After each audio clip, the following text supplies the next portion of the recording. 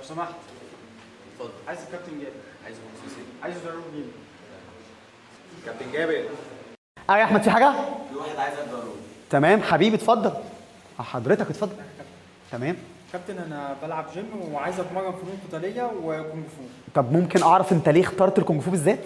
علشان الناس كلها تعمل لي حساب، وعايز اتمرن فنون قتاليه عشان اي حد يجي على طريقي اكسره وازعله. وربنا انت راجل زي العسل وطيب قوي. ممكن بقى تعرف باسمك؟ عمرو. كابتن عمرو، دلوقتي انت حضرتك عايز تتعلم الفنون القتاليه، تمام؟ انت راجل طبعا اول حاجه بسم الله ما شاء الله بتلعب جيم وجسم. ممكن بس اسالك سؤال، هو انت بتحط نفسك في مشاكل مع الناس؟ لا. تمام. طب انت ليه دلوقتي بتقول انا عايز اتعلم فنون قتاليه علشان اي حد اضربه ومش عارف مش فارق معايا وخلي الناس تخاف مني؟ ليه طيب؟ انت ممكن تكون محترم وكويس، بس في جزء من شخصيتك جزء نرجسي في شخصيتك، تمام؟ ممكن تكون عايز اي حد يضربك ضربه تموته، اي حد مش عارف ايه يخاف منك. والله العظيم عمرها ما كانت كده ابدا. طول ما انت انسان محترم وانسان خلوق وفي حالك الناس تحترمك. يعني افضل شيء لما الناس تحترمني وتعمل لي حساب بشخصيتي مش بقوتي. انا دلوقتي والله العظيم ممكن اعلمك حركه واحده في ثانيه ثانيتين تموت واحد. ممكن بعد اذنك بس اعمل تجربه بس بسيطه جدا معاك، اكنك بتضربني. يلا اهو بضرب وبصوت. بص مجرد ما جيت وراك ونزلت بالشكل ده، بص كده ضغطت عليك، بص هتموت. انا اسف حبيبي، انا اسف جدا، بس انا عايز اوريك صعوبه الموضوع ده. انت حسيت بايه دلوقتي؟ حسيت بخنق. عايز اقول لك ان انا ما دوستش كمان جامد، ما ضغطتش جامد، ده انا هي بس ثانيه.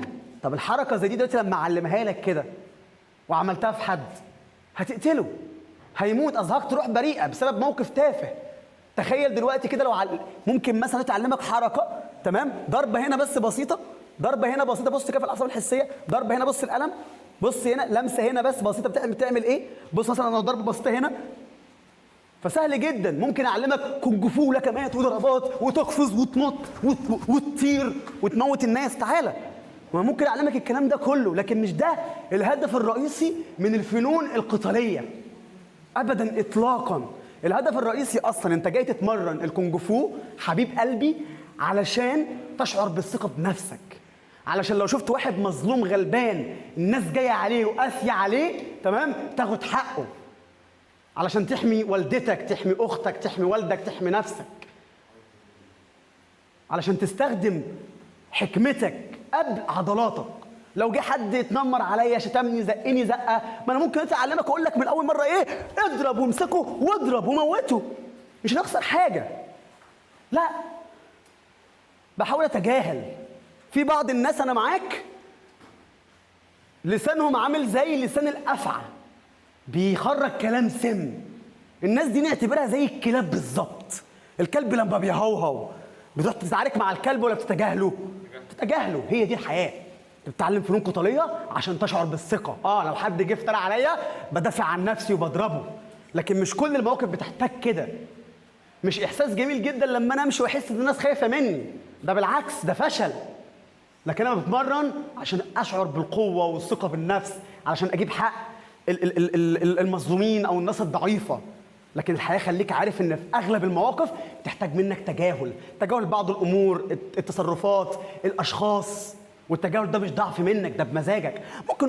ممكن تكون ماشي مع زوجتك او خطيبتك، ممكن تكون ماشي مع زوجتك او خطيبتك وحد يعاكسها، طول ما هو ما لمسهاش تجاهل، اعتبره كلب. انت قادر ترجع وتموته وتضربه، تمام؟ بس في الاخر انت اللي هتخسر لو قتلته لانه ما لمسش. لكن لو حاول بس انه يقرب او حاجه، بدافع عن نفسي.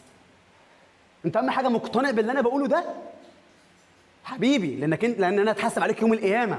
هتتعلم معانا النهارده ان شاء الله الفنون القتاليه، لكن انت بتتعلم علشان ايه؟ يكون عندك ثقه بنفسك، عندك ثبات انفعالي، ببعد عن المشاكل، ببعد عن الصحبه السوء. في اي غلطه شايفينها في كلامي؟ اوعوا تكونوا فاهمين خالص ان الفنون القتاليه بنتعلمها علشان كده. الناس اللي في الشارع ضعيفه، الناس اللي في الشارع مش زينا هنا. ممكن تلاقي في الشارع بيعمل ايه؟ واقف بيضرب كده بايده، بيضرب كده برجله، ضربات مش صح. لكن انتوا ناس هنا متعلمين الحركات ازاي. بكون واقف مثلا بالشكل ده وبضرب، برجع مثلا اقول كده وبخش بضرب بقوه. لا طبعا، تمام؟ بتقفز وبتضرب. فحركه واحده منك زي دي كافيه انك تموت شخص.